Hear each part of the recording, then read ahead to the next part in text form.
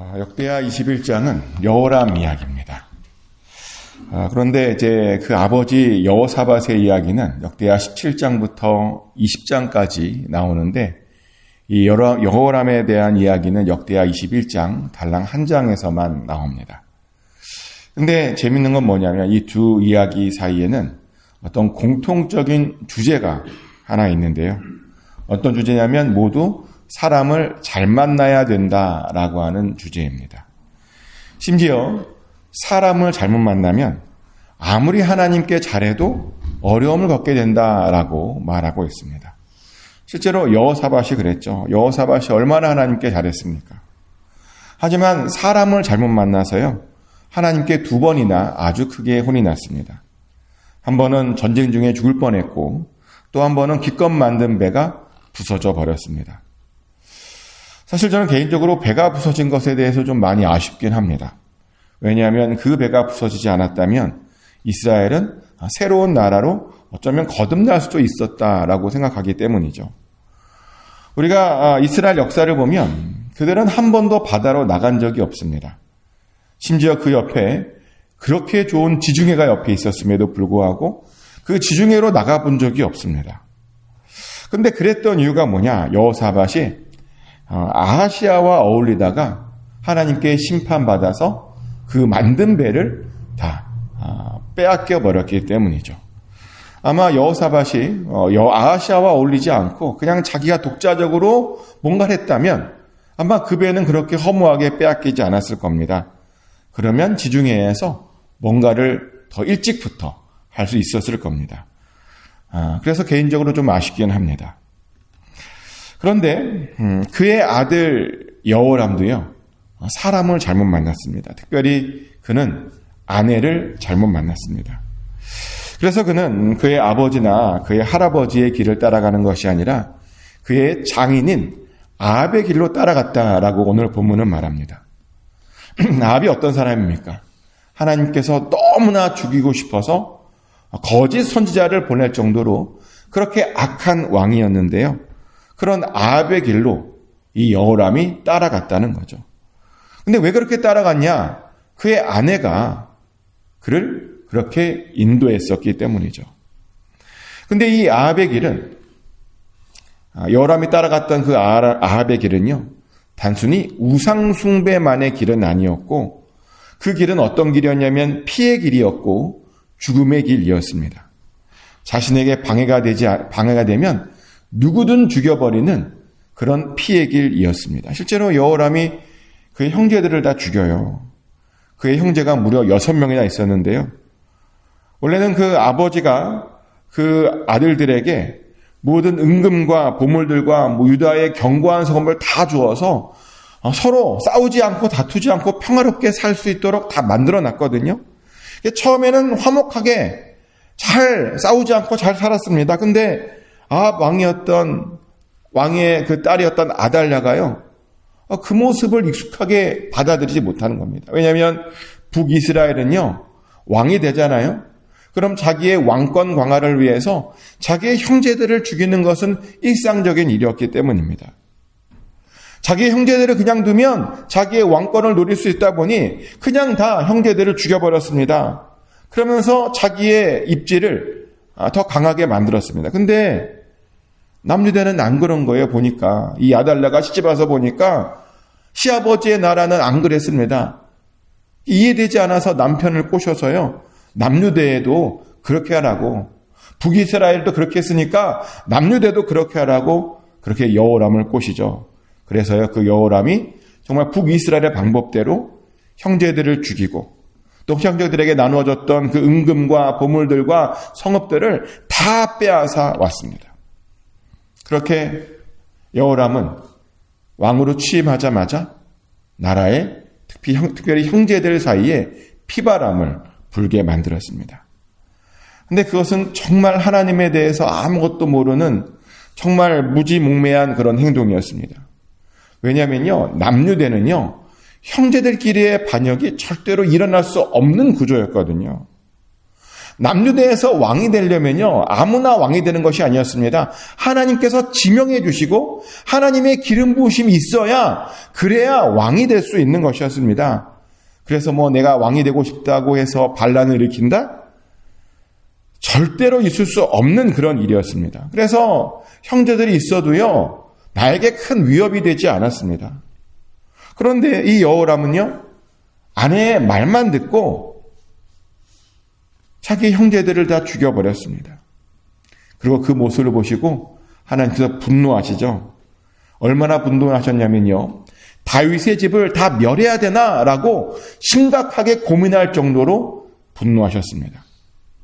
하지만 오늘 본문을 보면 하나님께서요, 다윗의 집을 멸하기를 즐겨하지 않았다라고 말합니다. 왜 멸하지 않았나? 멸하고 싶지 않았나? 다윗과 맺은 언약 때문이죠. 하나님께서 다윗에게 어떤 약속을 하셨냐면 그 자손들에게는 항상 등불을 주시겠다라고 약속해 주셨습니다. 여기서 말하는 등불이란 뭐냐면요, 하나님의 함께해 주심을 말합니다. 즉 하나님께서는 다윗의 자손들에게 언제나 그들과 함께해 주시겠다라고 그런 약속을 해 주셨던 겁니다. 그러다 보니 아무리 여호람이 나쁜 짓을 했더라도요, 그 남유대 멸하기를 하나님께서 기뻐하지 않으셨습니다. 그래서 멸하는 방법 대신 깨달으라고 하는 그런 방법을 주시죠. 그래서 깨달으라고 계속 하나님께서 일을 벌이십니다. 갑자기 에돔이 남유대를 배반하게 만들죠. 참 그동안 충성스럽게 남유대를 섬겼던 나라였는데요, 에돔이 남유대를 배반시켰습니다. 그래서 여호람이 그 배반한 에돔을 좀 어떻게 해보려고 나갔는데요, 그런데 나가도 하나님이 하신 일이잖아요. 못해요. 결국 에돔이 배반하고 자유를 얻었습니다. 완전히 남유대의 지배로부터요, 완전히 벗어나서 자유롭게 떨어져 나가버렸습니다. 그러면 그때라도 깨달았어야죠. 지금 자신들이 어떤 짓을 하고 있는지, 내가 어떤 짓을 하고 있는지, 그런 상황이면 아무리 뭔가 해도 안 되면 깨달았어야 했습니다. 그런데요, 안타깝게도 이 여호람은 그런 일이 있는데도 불구하고 자신의 잘못을 깨닫지 못하죠. 그래서 하나님께서 이번에는 또 림나라고 하는 나라를 또 한 번 배반하게 만들었습니다. 그래서 여호람이 또 림나 배반했다고 쫓아갔는데요, 또 아무것도 하지 못하고 다시 돌아왔습니다. 작은 나라들이 지금 막 배반하고 있는데 그 작은 나라조차도 막 어떻게 하지 못하고 막 그냥 이리저리 끌려가는 그런 여호람이었습니다. 근데 당황스러운 것은 뭐냐면 이렇게 되면 하나님을 찾아야 되는데요, 이 여호람이 이때부터 작은 나라들이 막 배반하니까 이때부터 본격적으로 우상을 섬겼다라고 말합니다. 아마 아내가 더 꼬셨을 겁니다. 일이 안 풀리면 하나님 버리고 우상을 섬겨야 된다라고, 북이스라엘한테 그렇게 했다라고 그렇게 꼬셨을 겁니다. 그래서 여호람이 유다 여러 산에요, 산당을 세워요. 우상을 섬기는 산당을 세우고 예루살렘 주민들을 막 부추깁니다. 우리가 그 산당을 섬겨야 된다, 우상을 섬겨야 된다 부추기고 거기에서 음행하게 만들죠. 왕이 백성들을 그렇게 미혹시켰습니다. 그래서 참다 못한 하나님께서 급기야 엘리야를 등장시킵니다. 이 엘리야가 등장한다라는 말은 굉장히 사실 놀라운 장면인데요. 왜냐하면 엘리야는 그 당시에 북이스라엘과 관련된 선지자였어요. 남유대에서 활동하는 선지자가 아닙니다. 북이스라엘에서요, 아합 왕과 싸우고 그 다음에 이세벨과 싸우고 그런 선지자였습니다. 그리고 이미 그때쯤에는 엘리사를 막 키우면서 이제 본격적으로 은퇴 준비를 한참 하던 그런 사람이었습니다. 근데 하나님께서 얼마나 답답하셨는지요, 그런 엘리야를 굳이 또 사용하신 겁니다. 그래서 엘리야가 그 여호람에게 글을 써서 보내요.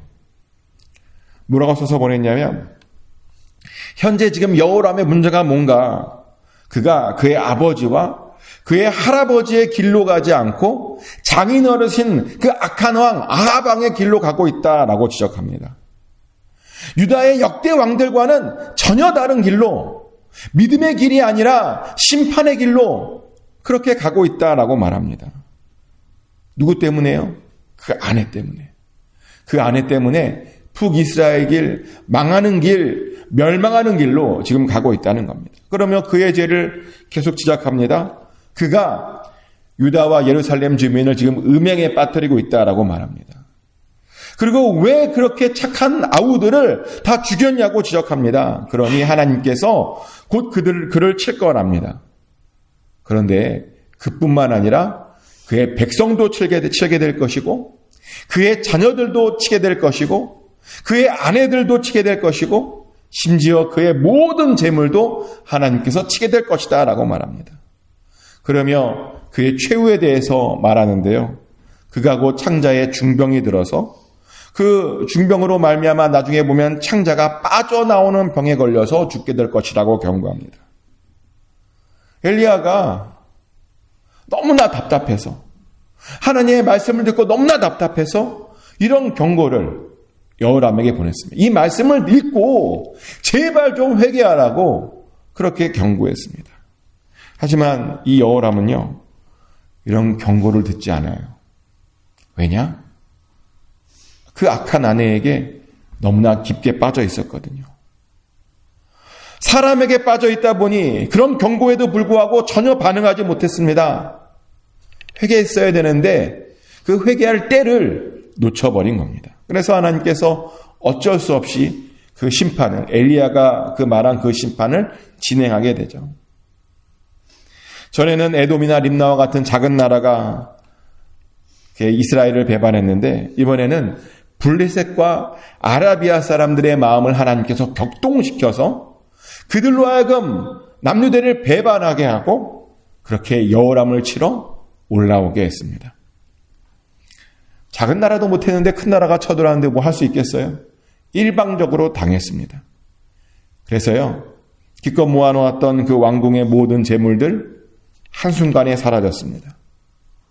또 아들들이 많았는데 막내 아들인 여호아스를 빼놓고 그 아들들 다 죽었습니다. 심지어 아내들도 많았는데요. 그 악한 아달랴 왕비 빼놓고 싹 다 또 다 빼앗겨 버렸습니다.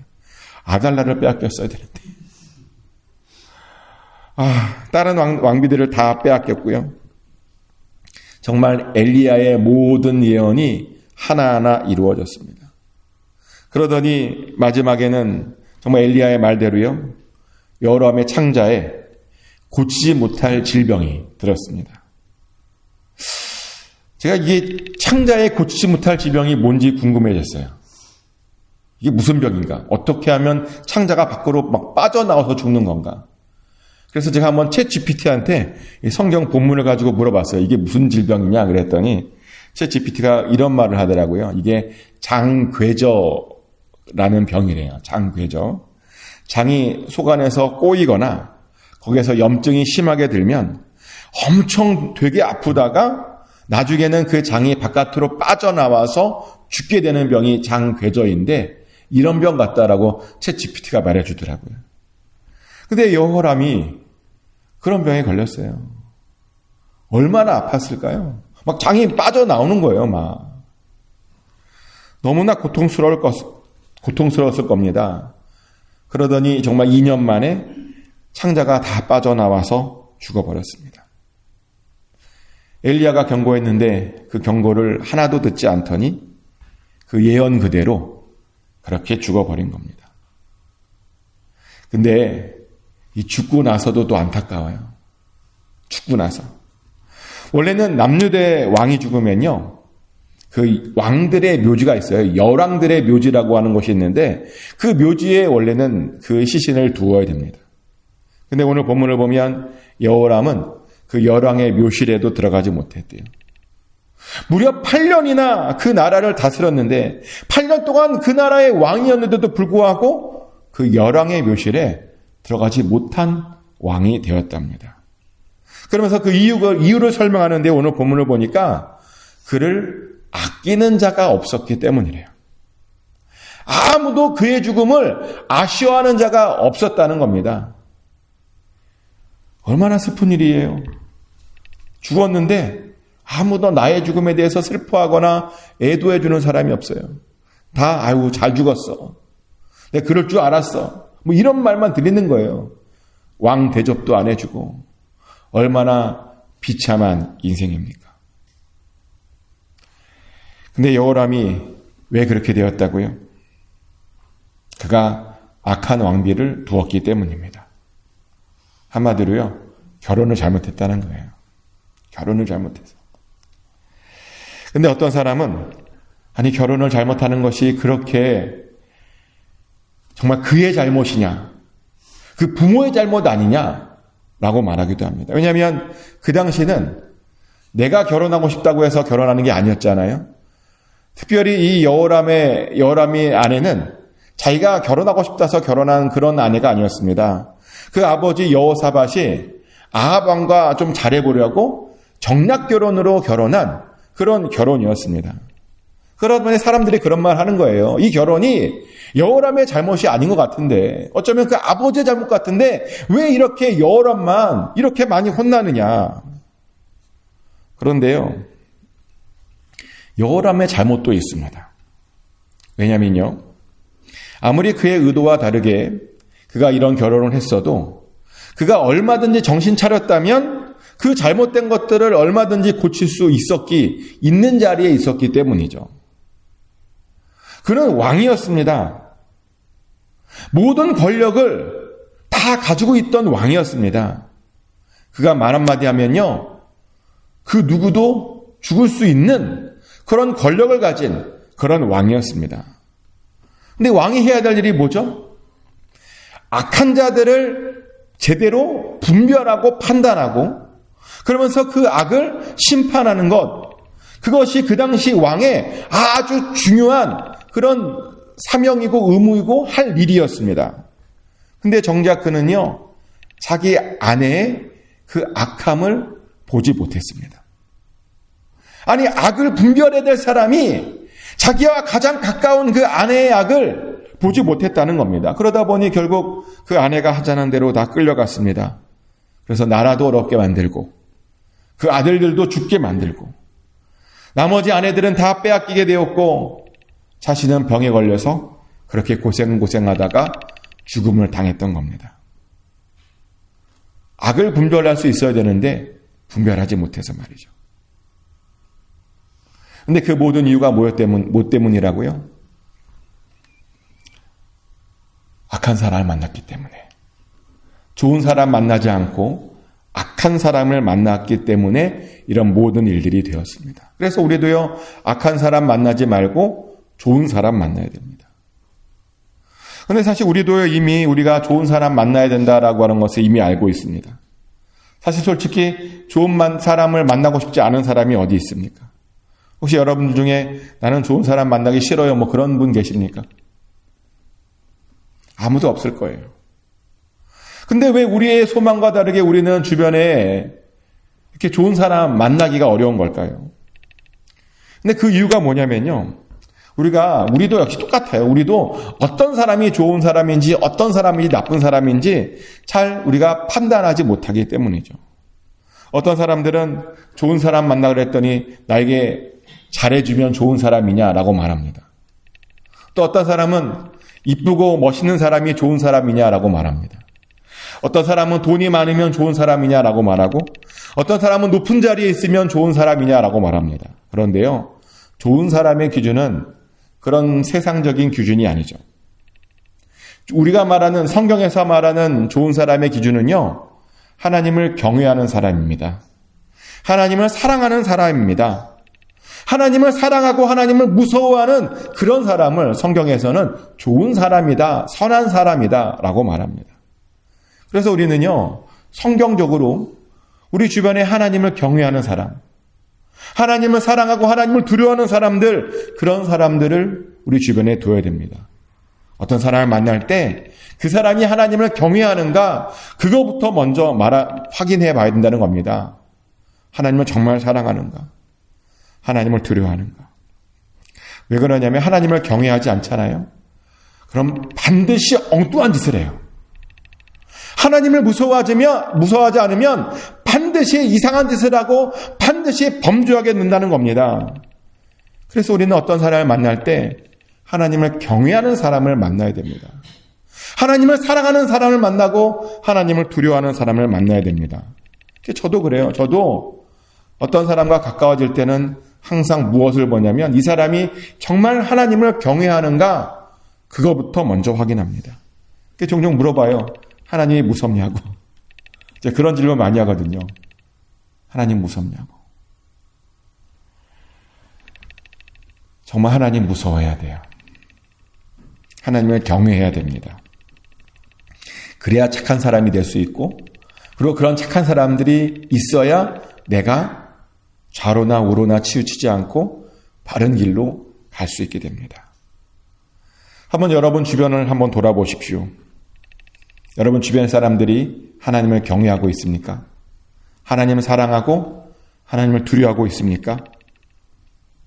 그러면 다행이지만 혹시라도 그렇지 않다면 빨리 악한 사람과는 관계를 끊으셔야 됩니다. 악한 사람과 같이 있으면 나만 손해입니다. 축복하는 것은 여러분 주변에 하나님을 경외하는 선한 사람, 착한 사람들로 주변에 가득하시길 축복합니다. 그래서 그 사람으로 인해서 하나님의 복을 받고 또 하나님께 영광 돌리고 또 하나님께 쓰임받는 저와 여러분 되시기를 예수 그리스도 이름으로 축복합니다. 기도합니다. 하나님, 여호람이 악한 아내를 두었다가 그도 망하고 나라도 망하고 그의 아내들도 그의 자식들도 다 망했던 것을 우리가 보았습니다. 우리 주변에는 그런 악한 사람들이 없기를 원합니다. 우리 주변에는 하나님 선한 사람들로 채워주시옵소서. 특별히 하나님을 경외하는 사람들로 채워주시옵소서. 하나님을 사랑하고 하나님을 두려워하는 사람들로 채워주시옵소서. 그래서 선한 영향력을 주고받게 하여 주시고 그들을 통해서 하나님께서 주시는 복을 우리 또한 누리게 하여 주시옵소서. 악으로부터 멀어지게 하여 주시고 아버지 하나님 선한 사람들과 가까워지게 하여 주시옵소서. 그래서 하나님 우리가 하나님의 나라를 같이 이루어 나가게 하여 주시옵소서. 오늘 하루 모든 만남에 복 주시옵소서. 모든 만남을 축복하여 주시고 선한 사람들을 통해서 선한 일이 많아지게 하여 주시옵소서. 오늘 하루도 맡겨드립니다. 감사드리며 예수 그리스도 이름으로 기도드렸습니다. 아멘. 주기도문으로 하나님께 올려드립니다. 하늘에 계신 우리 아버지, 아버지의 이름을 거룩하게 하시며 아버지의 나라가 오게 하시며 아버지의 뜻이 하늘에서와 같이 땅에서도 이루어지게 하소서. 오늘 우리에게 일용할 양식을 주시고 우리가 우리에게 잘못한 사람을 용서해 준 것 같이 우리 죄를 용서하여 주시고 우리를 시험에 빠지지 않게 하시고 악에서 구하소서. 나라와 권능과 영광이 영원히 아버지의 것입니다. 아멘.